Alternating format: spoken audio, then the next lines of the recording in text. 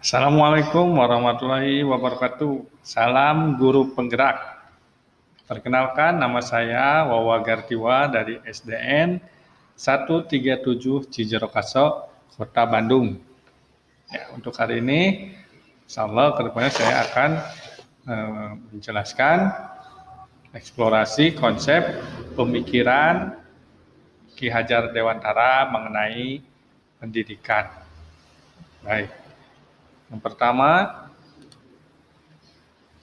intisari pemikiran Ki Hajar Dewantara tentang pendidikan dengan semboyan ing ngarsa sung tulada, ing madya mangun karsa, tuturi handayani. Ya, itulah simbol atau semboyan yang sudah kita kenal, yang sudah terkenal di Indonesia, khususnya di bidang pendidikan. Baik, yang pertama, pendidikan menurut Ki Hajar Dewantara yaitu pendidikan yaitu menuntun segala kodrat yang ada pada anak-anak agar mereka dapat mencapai keselamatan dan kebahagiaan yang setinggi-tingginya, baik sebagai manusia maupun sebagai anggota masyarakat. Dalam pengertian pendidikan yang pertama, Ki Hajar Dewantara menganalogikan bahwa pendidikan itu adalah menuntun kodrat atau tuntunan. Kodrat siapa? Tak salah dan tak lain adalah kodrat dari siswa atau anak tersebut. Jadi dunia pendidikan bertujuan untuk menuntun kodrat yang sudah ada pada anak tanpa mengurangi kodrat alam dan kodrat yang ada di anak tersebut. Ya, nah, jadi seperti itulah pengertian pendidikan yang pertama menurut Ki Hajar Dewantara.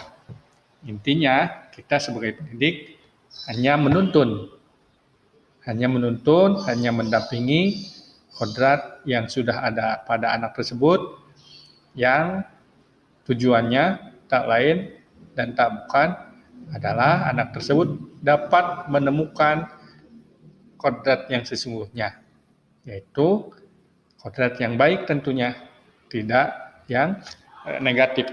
Oleh karena itu, kodrat-kodrat yang negatif kita perlu hilangkan, atau bukan hilangkan, tapi kita perlu tipiskan. Ya, jangan sampai kodrat negatif itu menjadi sebuah kebiasaan dan menjadi perilaku yang mencerminkan anak tersebut.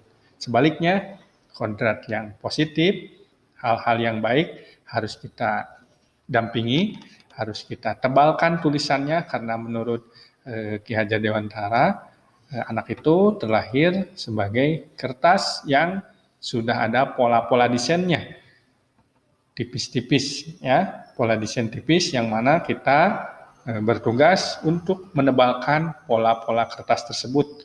Yang baik, yang positif kita tebalkan. Adapun pola atau desain atau tulisan-tulisan yang negatif tidak usah ditebalkan atau tidak usah kita perjelas. Nah, itulah inti atau pengertian dari tuntunan tersebut.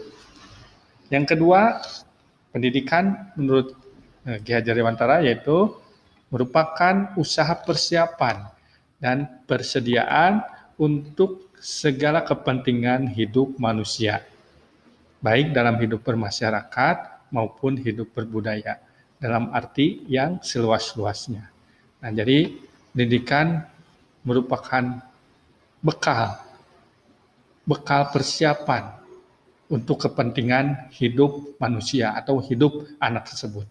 Seperti kita ingin melakukan sebuah perjalanan, setidaknya kita mempersiapkan bekal apa saja yang harus kita bawa untuk di perjalanan, agar pada saat perjalanan kita tidak kesulitan dalam melaksanakan perjalanan tersebut. Nah, pendidikan pun seperti itu.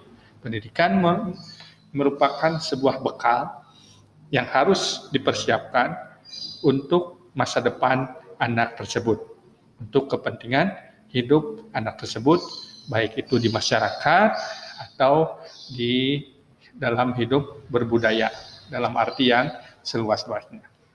Dan selanjutnya, pendidikan adalah tempat persemaian benih-benih kebudayaan dalam masyarakat. Nah, jadi pendidikan itu diibaratkan sebuah lahan, tempat menanam, ya, bibit-bibit menanam tanaman, dan itu merupakan sebuah tabungan yang mana tanaman tersebut sangat akan berarti, sangat akan bermanfaat bagi kehidupan anak tersebut. Ya, jadi pendidikan harus dirawat, atau lahan tersebut harus dirawat dengan baik dengan cara pendidikan yang baik pula. Selanjutnya, proses pembelajaran yang mencerminkan pemikiran Ki Hajar Dewantara. Yang pertama, merdekakan pada murid. Saat murid tidak suka akan sesuatu pelajaran, maka jangan dipaksakan, melainkan carilah solusi atau hal yang baik, sesuatu yang murid itu sukai. Contohnya, jika seorang murid tidak senang dengan pelajaran matematika, namun di sisi lain anak tersebut atau murid tersebut senang di SBDP, contohnya menggambar. Nah, oleh karena itu, biarkanlah murid tersebut menggambar dengan indikator, gambarnya berindikator pada mata pelajaran matematika. Jadi anak tersebut senang menggambar secara tidak langsung, anak tersebut mengerjakan pelajaran matematika karena indikatornya bertujuan sama dengan matematika. Nah, itulah seperti itu contohnya. Yang selanjutnya, mengikuti perkembangan zaman.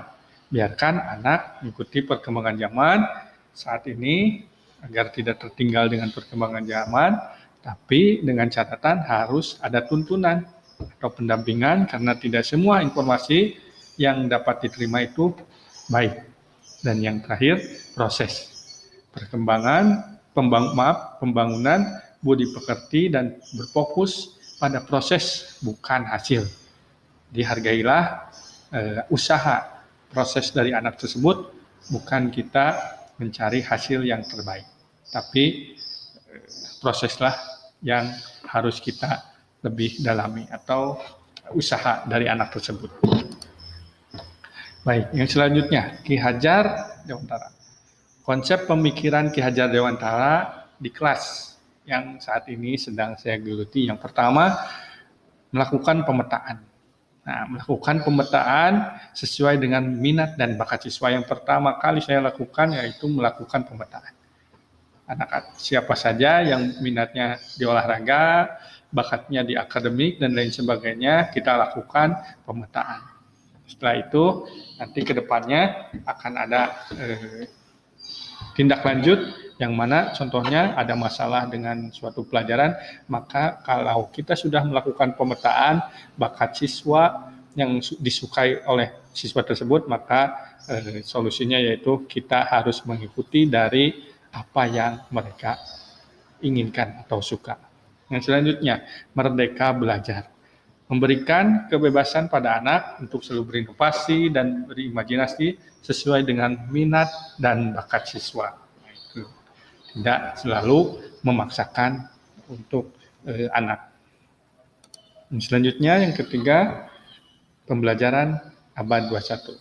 Tidak dipungkiri, saat ini teknologi begitu berkembang pesat, oleh karena itu pembelajaran kita harus tetap berbasis pada pembelajaran abad 21, mengikuti perkembangan zaman agar kelak di masyarakat anak atau siswa tidak tertinggal dengan persaingan global. Dan yang terakhir yaitu sistem AMONG, menuntun dan mengarahkan hal-hal apa saja yang harus dilakukan dan tidak boleh dilakukan oleh murid atau siswa tersebut. Nah, Demikianlah sedikit paparan dari saya. Semoga bermanfaat. Terima kasih. Wabillahi taufiq wal hidayah. Wassalamualaikum warahmatullahi wabarakatuh.